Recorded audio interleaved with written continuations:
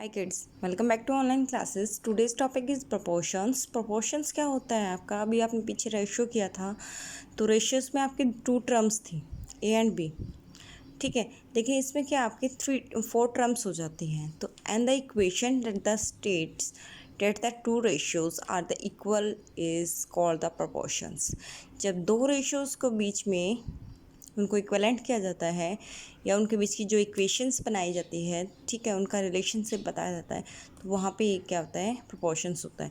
हिंदी में प्रोपोर्शंस को समानुपात भी कहते हैं। समानुपात का मतलब समझते हो? सम यानी बराबर, अनुपात, इधर भी बराबर है, इधर भी बराबर है। ठीक है, इस टर्म्स में हमारी 4 टर्म्स होती हैं, first, second and 3 and 4th। ठीक है, तो इसको हम कैसे लिख सकते हैं? ए और बी को जैसे पीछे रेशियो में लिखते थे, ए बी। यहाँ पे जो समानुपात का निशान लगता है वहाँ वो इस तरीके से ये 4 बिंदु होती है। देखो 2 बिंदु हो तो अनुपात होता है, ठीक है, और ये जो होता है ये समानुपात का होता है, जिसको हम इक्वल टू में बदल देते हैं। जब ये हमारे इस तरीके से लिखा जाता है तो A by B, C by D equal to. अब बात आती है हमारी एक्सट्रीम टर्म और मीन्स टर्म्स की। तो एक्सट्रीम टर्म्स हमारी कौन कौन सी होती है? First and fourth. First and fourth यानी फर्स्ट और फोर्थ।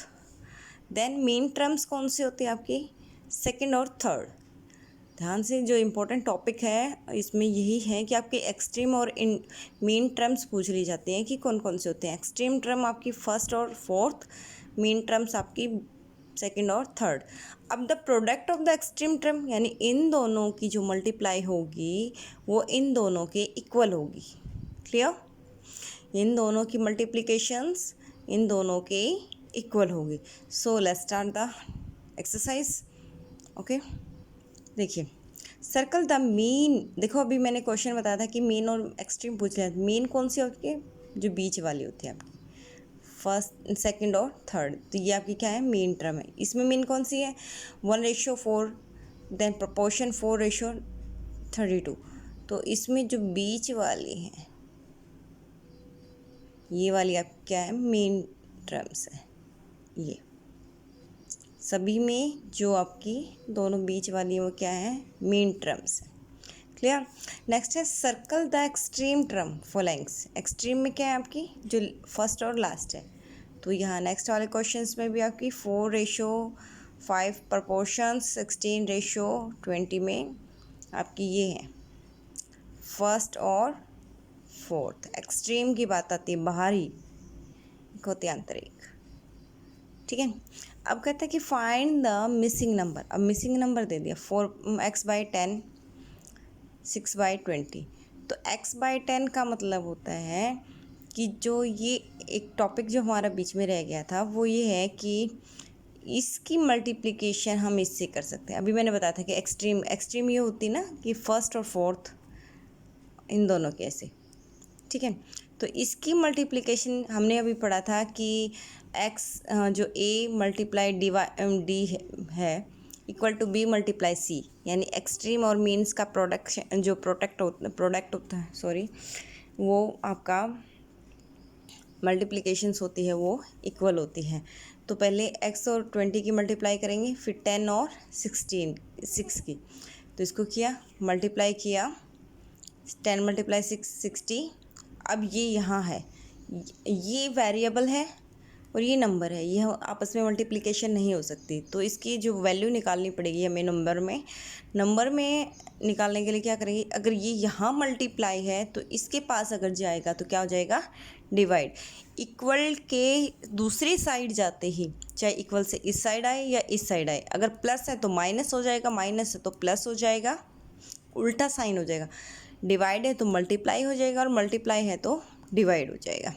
तो 20 यहाँ डिवाइड आ गया, तो इससे 0 से 0 काट दी, 2 × 1 = 2, 2 × 3 = 6। तो x की वैल्यू क्या आ जाएगी आपकी? 3 आ जाएगी। तो हमारी जो फर्स्ट टर्म थी वो क्या है? 3 है। And the same as 2/3 = x/12। तो 2/3, तो हमने देखा था कि 2 की मल्टीप्लाई 12 से, 2 × 12, x की मल्टीप्लाई 3 से, तो 12 2 ज़ा 24, लेकिन x की 3 से नहीं हो सकती। अब ये 3 यहाँ मल्टीप्लाई है तो यहाँ आने के बाद क्या हो जाएगा? डिवाइड। तो 3 8 ज़ा क्या हो जाएगा 24। तो हमारी जो x की वैल्यू वो क्या जाएगी 8। देन नेक्स्ट क्वेश्चन और देख लेते हैं। 5/150 3/5 तो इन दोनों की मल्टीप्लाई, फिर इन दोनों की मल्टीप्लाई, 50 मल्टीप्लाई y, 3 मल्टीप्लाई 150। तो ज़रूरी नहीं कि हम इन दोनों की मल्टीप्लिकेशन करें, हम अपनी सुविधा के लिए, अपनी फैसिलिटीज़ के लिए इसको ऐसे कैसा भी छोड़ सकते हैं और ऐसे कैसे काट सकते हैं इसको। y = 3 मल्टीप्लाई 150 मैंने लिख दिया, इसके बाद नीचे 50, 0 से 0 उड़ा दी, 5 1 जा 5, 5 3 जा 15। ये इसको भी काटेगा और इसको भी काटेगा, दोनों को काटेगा। ठीक है, तो 3 3 जा क्या बच गया यहाँ, ये 3 है और एक 3 ये बचा है। ठीक है, इसको ऐसे भी लिख सकते हैं आप, 3 मल्टीप्लाई 3 = 9। ठीक है, नेक्स्ट सम भी ऐसे ही करना है। सो नेक्स्ट की तरफ चलते हैं। देखिए, which of the following proportions are the equivalent, कौन सा इनमें से इक्विवेलेंट है। इसमें हमें अपनी जो वो अभी पीछे की थी कि multiplication first and fourth equal to multiplications 2 and 3, extreme multiplications product of the extreme equal to product of the means, अभी पीछे किया था ना, तो सेम वही चलेगा। अब इस 1/2 5/10 मल्टीप्लाई करो 1 की 10 से और 2 की 5 से, अगर दोनों का इक्वल आता है तो then the equivalent. Next question देख लेते हैं। 5 25 प्रोपोर्शंस 20:25, 15/25 इक्वल टू 20/25। मल्टीप्लिकेशन कर दी, 15 मल्टीप्लाई 25, 20 मल्टीप्लाई 25। यहाँ 375 आ रहा है और ये 500, इक्वल नहीं है, सो ये इक्विवेलेंट नहीं है। नेक्स्ट देखते हैं। 10:50 प्रोपोर्शन 5:25। अब इनको 10/15 50 5/25। एक तो तरीका यहाँ भी है, इसको देख लो काट के, 1/5 आ रहा है, यहाँ भी 1/5 आ रहा है, सो इक्विवेलेंट है। और दूसरा हमारा रेशियो वाला ही है, 10 की मल्टीप्लाई 25 से और 5 की मल्टीप्लाई 50 से, तो 250 इक्वल आ रहा है, तो हमारा क्वेश्चंस इक्विवेलेंट है, यानी ये जो रेशियोज प्रोपोर्शंस है वो इक्विवेलेंट है।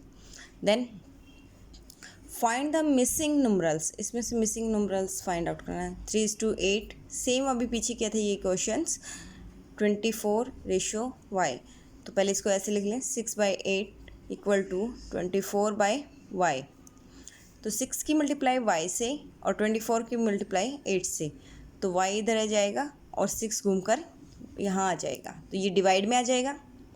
अभी मैंने बताया था अगर इक्वल टू से दूसरी साइड में अगर वो मल्टीप्लाई में, तो नीचे जाने के बाद क्या हो जाएगा, दूसरी साइड जाने के बाद वो डिवाइड हो जाएगा। तो 6 1 जा 6, 6 4 जा 24, तो 4 की और 8 की मल्टीप्लाई करो, 4 8 जा 32, तो y की वैल्यू क्या आ जाएगी आपकी 32। ओके, नेक्स्ट देखिए, x = 15 प्रोपोर्शन 25:75, सेम वैसे ही x/15 25/75। अब x की और 75 की मल्टीप्लाई कर दीजिए, इक्वल टू 25 मल्टीप्लाई 15, x यहाँ रह जाएगा और 75 घूम के नीचे की तरफ चला जाएगा, यहाँ डिवाइड में हो गया। अब इसको काट दीजिए, 15 1 जा 15, 15 5 जा 75। अब ये भी बचा हुआ है और ये भी बचा हुआ है, तो 5 1 जा 5, 5 5 जा 25, तो 5 के और 1 की मल्टीप्लिकेशन की हमने, 5 1 जा 5, तो x की वैल्यू क्या आ जाएगी 5। नेक्स्ट भी ऐसे ही है, आप इसको खुद सॉल्व करने की कोशिश कीजिए। सो नेक्स्ट क्वेश्चन देखते हैं एक बार। देखिए, the ratio of length and breadth of a carpet is 5:4, if the breadth is 20 metre, find the length.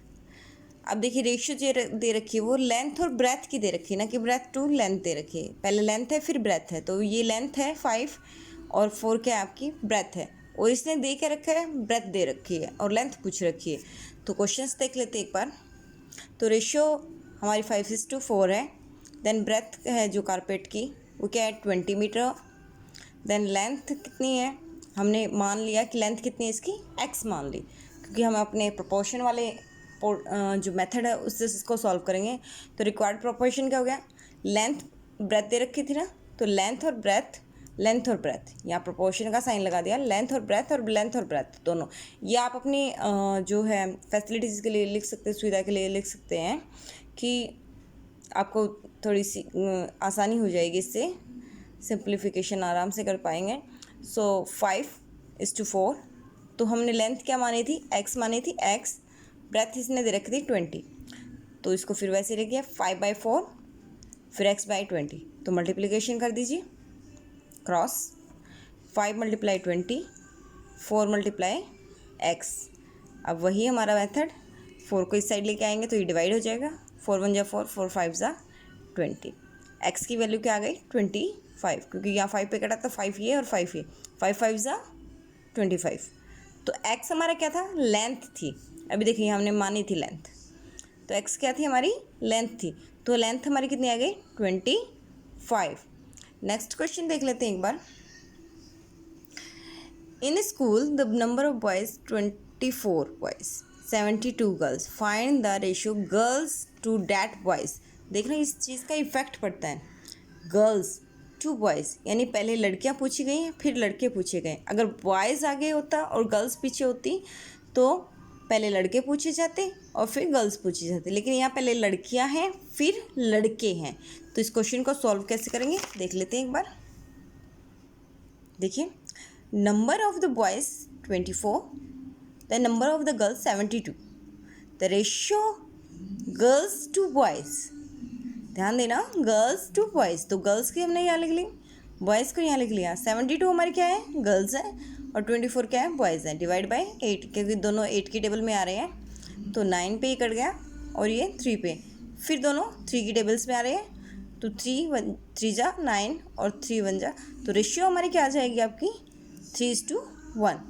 I hope कि आपको ये एक्सरसाइज क्लियर हुई होगी। प्रोपोर्शन वाला जो आपको ये है तो क्लियर हो गया होगा। So thank you, have a nice day.